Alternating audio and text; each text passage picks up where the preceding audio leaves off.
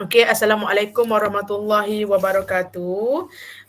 Kembali kita di week yang ke-7 untuk PAD 320. So, hari ni kita akan belajar tentang the categories of local authority system in Malaysia. Okey, kategori-kategori pihak berkuasa tempatan yang ada kat Malaysia ni. Okey, ready kelas ya? 11 slide saja. Okey. So in this chapter, okay, after you complete this chapter, you must be able to identify the criteria for city councils. Okay, kamu akan dapat mengenal pasti kriteria-kriteria untuk setiap majlis-majlis daerah ni lah. So, kita akan belajar 3 jenis, okay, pihak berkuasa tempatan iaitu municipal councils, and then kita akan tengok district council, and then ciri-ciri setiap kategori ni. So, city council, municipal councils and district councils. Ni supposed to be identify the criteria of city council, municipal council and district council. Majlis daerah, majlis pembandaran, majlis bandaraya. Itu bunyi yang alright. So nampak clear tak slide madam ni kelas? Nampak madam. Okay, establishment of local authority. As we know, when the government decided to establish the local authority untuk melancarkan pentadbiran, sudah tentu ianya disupport oleh akta-akta. So seperti yang kita dah belajar, Local Government Act 1976, okay, a local authority is defined as any city council, municipal council or district council. Okay, so maksudnya local authority ni didefinisikan sebagai mana-mana majlis daerah, majlis perbandaran ataupun majlis bandaraya. Okey, itu adalah local authority ataupun kalau dalam bahasa Melayunya PBT. Kalau kamu nak lebih faham lagi, kamu nak Google, nak buat bacaan secara kendiri, sangat-sangat madam galakkan. Okey, sebab madam pun sendiri sebagai seorang pensyarah, because learning is never ending process. Kita akan sentiasa belajar. Kita akan sentiasa kena top up ilmu kita. So kamu boleh cari PBT, pihak berkuasa tempatan. So berbagai-bagai yang kamu boleh baca. And then penubuhan local authority ataupun PBT ini juga disupport oleh Town and Country Planning Act, Akta Perancangan Bandar dan desa lah. Okay, country ni kalau bahasa Inggeris desa lah maksudnya ya.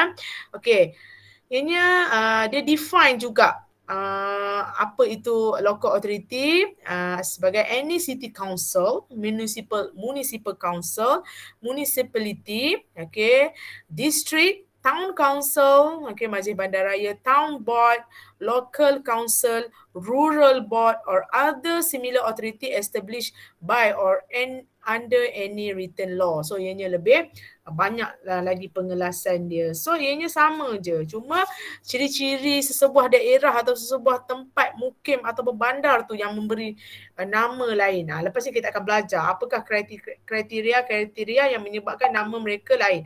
Okey, macam Kota Baru, majlis apa? MBRI, betul tak? Majlis Bandaraya Islam lah kan, majlis bandaraya. Okey, dia bandaraya tak sama dengan daerah. Maknanya orang kata dia dah up lagi. Okey. So, Street Drainage and Building Act 1976. Okey, ini juga merupakan salah satu akta ataupun undang-undang yang support penubuhan local authority, dan akta ni juga memberi definisi kepada apa itu local authority ataupun PBT. It said that any city council, lebih kurang sama juga ya, municipal council, town council, dua kali pula, town board, local council, rural board or similar local authority established by written law in relation to the federal territory of Kuala Lumpur means the commissioner of the city of Kuala Lumpur appointed under section 3 of the Federal Capital Act 1960. Okay, so cuma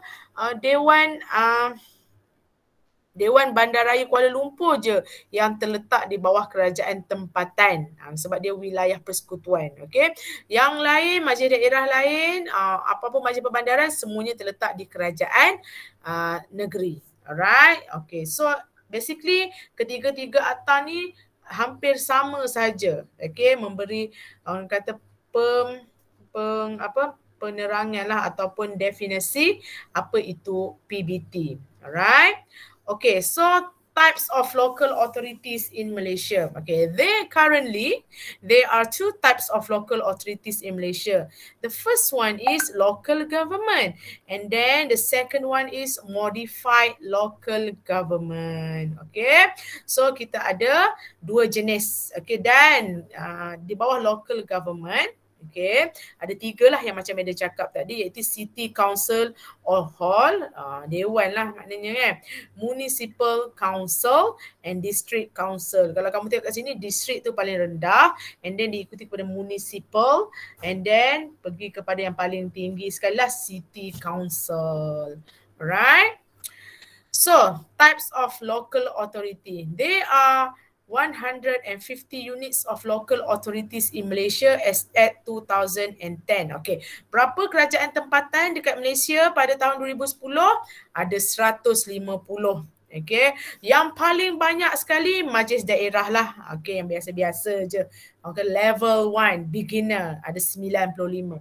And then level 2 intermediate, okay, 40 municipal council, okay, majlis perbandaran lah. And then terdapat 15 Dewan Bandaraya, okay, majlis bandaraya lah. So bila bandaraya ni, bandar dia bukan calang-calang lah, okay. Okay, the most recent local authority set up is the Hang Tuah Jaya Municipal Council in Melaka lah. So dia akan diwujudkan mengikut keperluan. Kadang-kadang satu bandar tu mula-mulanya tak ada orang, tiba-tiba jadi pusat membangun, so dia akan ada satu majlis daerah yang akan govern that daerah lah. Okay. The federal territories of Labuan and Putrajaya are run by corporation and the Prime Minister's Department. So okay, wilayah persekutuan KL bawah federal, and then wilayah persekutuan tu dia bawah ni.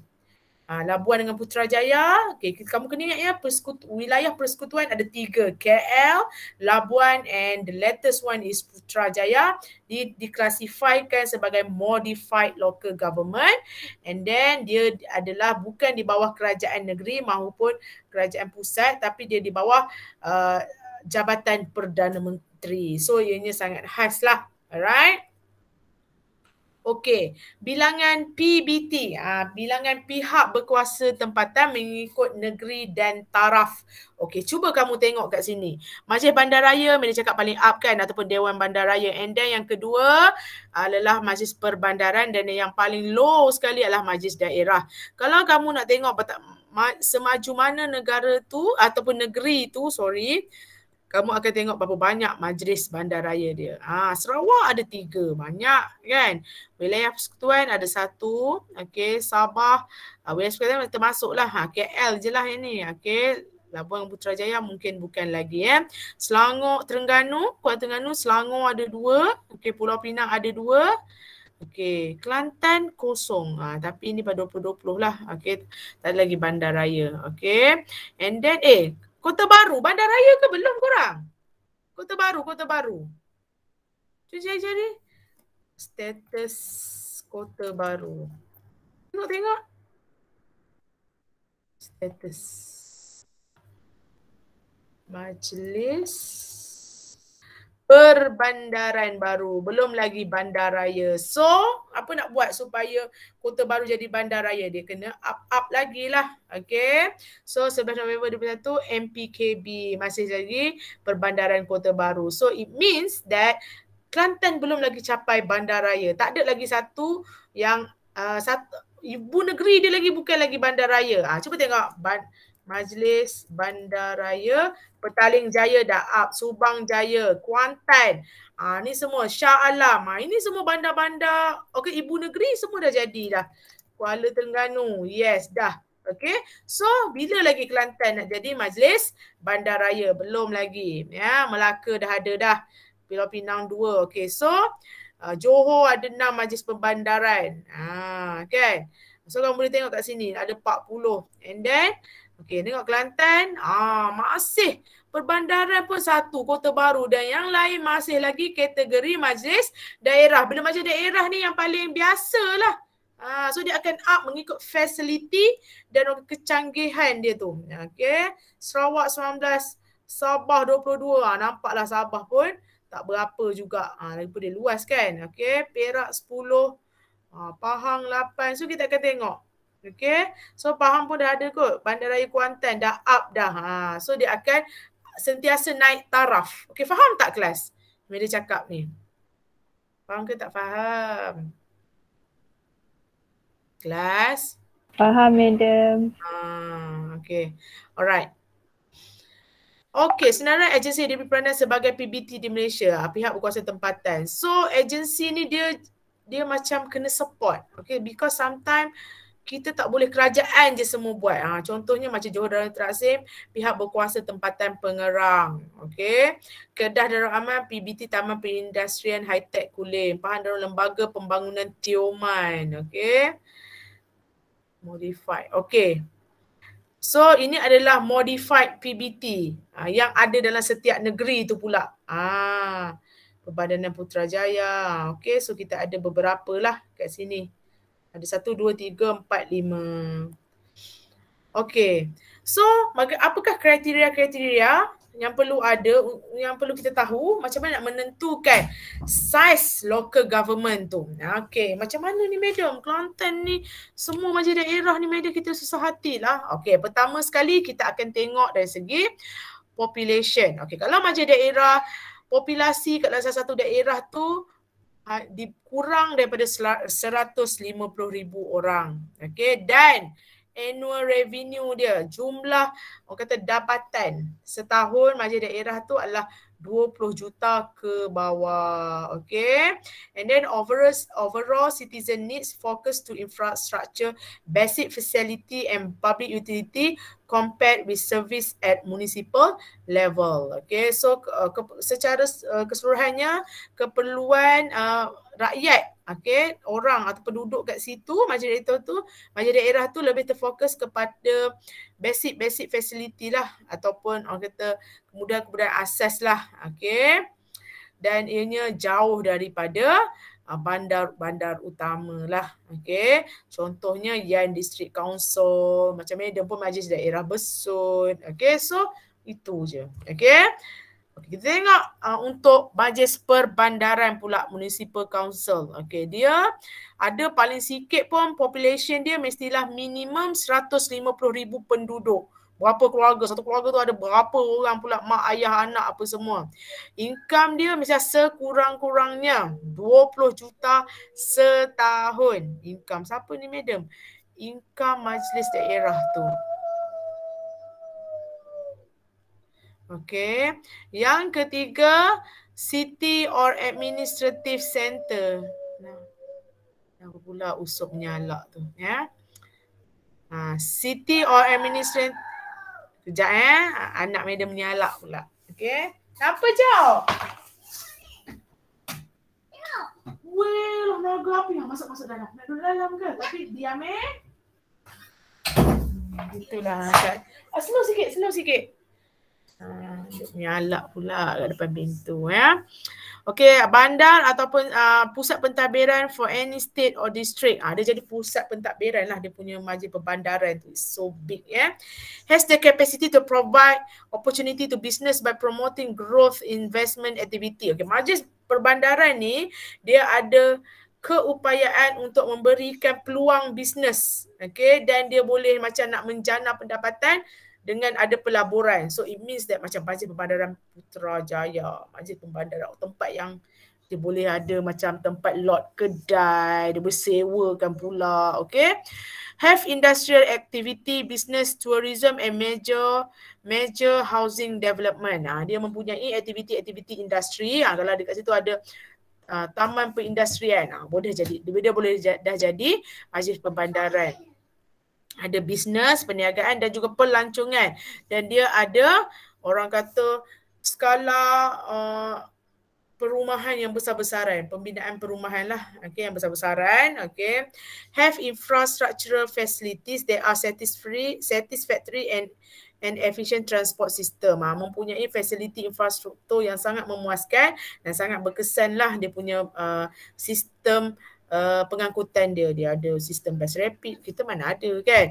Dia ada sistem LRT ke, okay. Fasiliti dia hebat. So dia akan naik up kepada perbandaran. Alright. And the last one kita akan tengok kepada criteria for a city council. Criteria for a city council ni majlis bandaraya lah yang orang kata first class lah. Population dia paling tidak pun kena 500,000 ataupun 500,000. Income dia paling tidak setahun 100 juta. Okay, so dia boleh income ni. Okay, income local government tu 100 juta. Mana dapat madam? Bila dia dah ada macam boleh sewakan, dia ada tapak-tapak and dia peniaga-peniaga bayar kat dia akan jadi 100 juta. Contohnya macam dekat Klang Valley, ada Mid Valley parking dia besar, orang pun nak datang, okay. So dia akan dapat 100 juta, dia punya revenue and then dia bolehlah up jadi bandaraya, okay. Should be the administrative center in the state. Dia memang menjadi inilah pusat pentadbiran dalam negeri tu, okay. Daerah dia tu pusat. Contohnya macam Kuantan, dia jadi pusat lah. Okay, able to prepare services at a high level, including revenue collection, activity, approval, development for developers, enforcement and other local authorities function lah. So dia memang boleh menyediakan orang kata high level, service yang high level, termasuklah boleh collect revenue daripada aktiviti-aktiviti peniaga-peniaga tadi, okay. So boleh approve pemaju-pemaju, okay, enforcement dan apa-apa fungsi lokal tu, angkut sampah pun dia up lah. So dia boleh jadi bandaraya lah. Complete educational institution center. Dia ada universiti pula kat tempat dia, college, ada museum, ada public library. Besar ada je semua tu, bila nak jadi bandaraya. Center to cultural activity, sport and recreation, menjadi pusat kepada aktiviti-aktiviti kebudayaan, sukan dan rekreasi. Juga ada orang buat convention national and international level. Macam Putrajaya lah kan, PICC, semua ada kan. Have complete infrastructural facilities, okay. Mempunyai facility infrastruktur yang sangat lengkap, mempunyai public utility yang mencukupi, termasuklah park, okay, taman-taman yang sangat friendly, especially untuk OKU. Maknanya semua kriteria ni dipenuhi lah. Ini termasuklah untuk OKU dia kena mesra, public transport, okay, pengangkutan awam dia terbaik, okay, sistem pengurusan trafik dia terbaik dan jaringan jalan raya dia, so dia macam linkkan dengan highway besar-besar, dan juga internet dia pun, ICT service dia pun terbaik. Alright, so itu adalah orang kata kriteria untuk majlis bandaraya. So Madam nak kamu ingat ni je, mudah je chapter ni. Kamu kena ingat apa itu kriteria untuk majlis bandaraya ataupun city council tadi, and then majlis perbandaran, okay, and then majlis daerah. So itu saja untuk chapter 5. So Madam rasa Madam nak sambung chapter 3 lah, chapter 6 lah, sebab lalang ni, okay. Sekejap. Okay, kita stop dulu yang ni.